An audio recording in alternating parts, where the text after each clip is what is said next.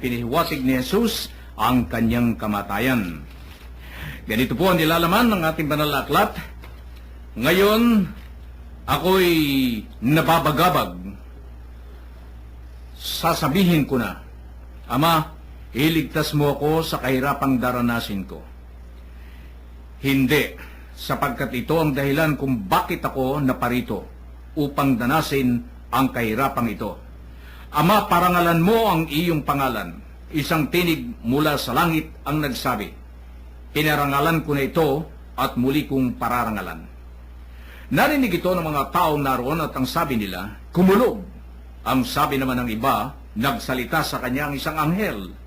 Sinabi ni Jesus, ipinarinig ang tinig na ito dahil sa inyo, hindi dahil sa akin. Panahon na upang hatulan ang sanlibutan.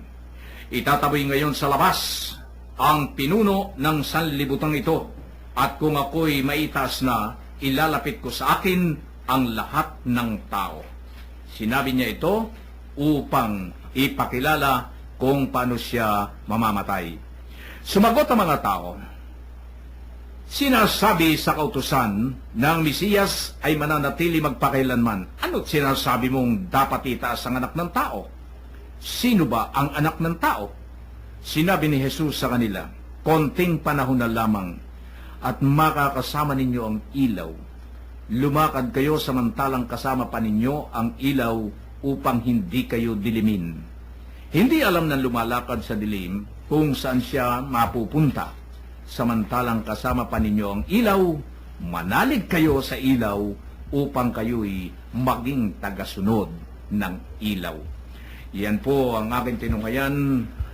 Sa atin pong ipinahiwatig ni Jesus ang kanyang kamatayan.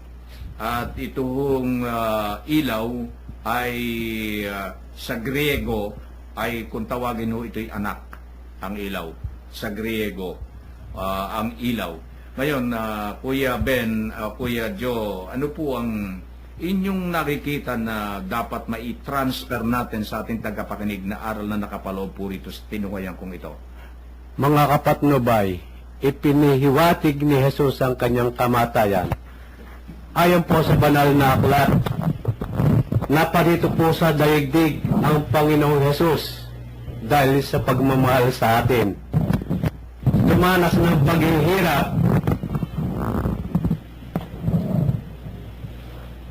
ng paghihirap, dahil sa ating mga kasalanan. Tayo pong nakikinig ng patnubay, katulad din po ba ang pagmamahal na ibinibigay natin sa Kanya? Handa rin po ba tayong punahin muna siya bago ang ibang pinagkakahabalaan natin sa araw-araw? Kung magagawa po natin Diyos muna bago ang ibang bagay, tamang landas ang pagsunod natin sa ilaw. Yun, ang nakita ni Kuya Jeron, pahalagahan natin ang Diyos sa ating buhay sa araw-araw. Yan ho ang kanyang pinakadiwa na ang Diyos ang siya nating uunahin sa ating buhay sa araw-araw. Sapagkat, alam mo, mayroong mga tao kayo tayo napapakinggan, para kang walang Diyos eh. Meron tayong napapakinggan ganyan ng mga palasak na sinasabi, lalo na kapag nagagalit yung mga tao sa kanyang kapwa. O di kaya sa magkakamag-anakan, lagi may nakikita natin, papakinggan natin yan, ha? Yung parang nawawala ng kabaitan. Parang nawawala. Para kayo ikaw walang Diyos, ha?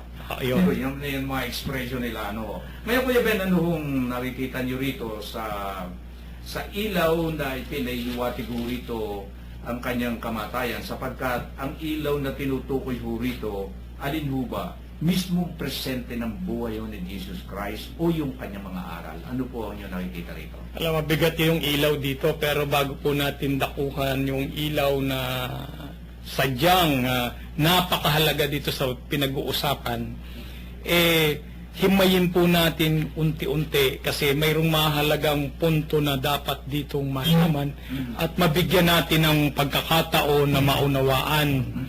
Sadyang mahirap mag-unawa kung talagang ipinagkakait po sa atin sapagkat ang pangunawa kasi galing yan sa Diyos, Kuya Men, Kuya Joe. Kaya ito yung pinakamahirap na bahagi. Tayo ay nagpapasalamat sapagkat binigyan tayo ng pagkakataon na dito po sa mga ganitong pagtalakay ay binibigyan tayo ng kaisipan ng Diyos. Hindi po ito gasaganang atin eh. Nakikita natin kapag binasa natin, idinidikta rin sa atin ano itong nilalaman. Unang-una po, makikita natin dito ang isang nilalaman ng misyon. Yung misyon ng ating Panginoon na itinatanong din niya sa kanyang sarili. Sapagkat karamihan nga po, kung pangkaraniwang tao ang binigyan ng misyon, at kapag makita niya na pukang mahirap ito, minsan hindi na tumutuloy eh. May magrereklamo na eh. Maging sinuman na tao kapag mayroong ipinagagawa, ay napakahirap sa pagtupad. Sapagkat kapag nga mahihirapan siya at sadyang dadaan sa mabigat na karanasan, na at mararanasan niya ito, ay talagang uurong. Pero si Jesus, dahilan sa ugnayan nilang mag-ama ng kanyang amang nasa langit, hindi pwedeng humindi siya. Hindi niya pwedeng sabihin niya na alisin ang hirap na daranasin niyang ito. Bagkus, kailangan niyang tanggapin sapagkat kaya siya ipinadala sa daigdig. Ito yung kanyang misyon. Anto pa rin ang misyon, ang pagliligtas sa sanlibutan ito na sadya naman kahit hanggang sa ngayon, sa kapanahunan noon at hanggang sa ngayon, ay pinagaharian pa rin ng maraming kasamaan at pagkakasala ng mga tao. Pero si Jesus, makikita natin, alam na niya eh. Alam niya yung kanyang daranasin. Pero anong sabi niya? Nung ako'y nababagabag, sasabihin ko ba? Tanong niya eh, Ama, iligtas mo ako sa kahirapang daranasin ko. Sabi niya, hindi. Hindi. Sapagkat ito ang dahilan kung bakit ako naparito. Upang danasin ang kahirapang ito. Bakit nyo, no? Yung pagtanggap ng misyon ni Jesus, alam niya yung hirap. Alam niya. Ay kung kapangkaraniwang tao ang bibigyan nito, at alam niya, ayoko, it is 100%, paurong na yan. Hindi na siya gaganap. Sa pangalawang bahagi naman, ito po yung tinatawag na yung ama, yung anak nag-uusap, nag-uugnay. Kuya Men.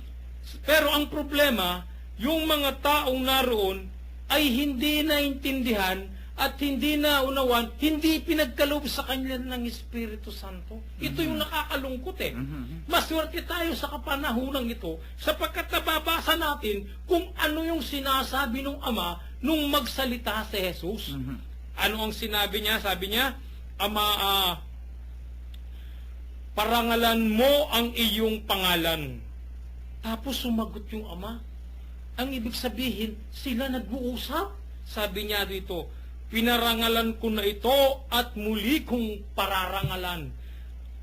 Bakit nasabi kong hindi naintindihan? Makikita po natin sa bahagi. Sabi nila, kumulog sa... hindi nila naintindihan, ano? Ibig sabihin, yung salita ng ama, kung hindi ikaw binigyan ng pagkakataon ng Diyos, ng biyaya ng Diyos, ng pangunawa, ng pandinig na mula sa Espiritu Santo, hindi mo maunawaan ang inihahatid ng Diyos na salita. So, nung ipinang sabihin ito ng Ama, si Jesus, narinig niya ito eh. Swerte natin, nabasa natin ngayon. Ibig sabihin, nabasa na natin, naririnig natin na si Jesus at ang Ama nag-uusap, naging ugnayan. May ugnayan. Yung anak ng Diyos at yung Ama ay mayroong matibay na relasyon sa isa't isa. Dito po sa pangatlong bahagi, dito maraming magtatanong kasi sinabi na rito na panahon na upang hatulan ang sanlibutan. Dito maraming magre-react ibig sabihin, yung palang pagmimisyonan ni Jesus, hahatulan na. Hahatulan na. Pero hindi po, ito yung pakahulugan Ang ibig sabihin, ito na yung kaganapan para sa sanlibutan upang makita at ilagay, ibadya ang anak ng tao sa krus. At sa pamamagitan ng krus na yun, ito na ang magbibigay ng liwanag sa tunay na misyong ibinigay ng Diyos kay Jesus.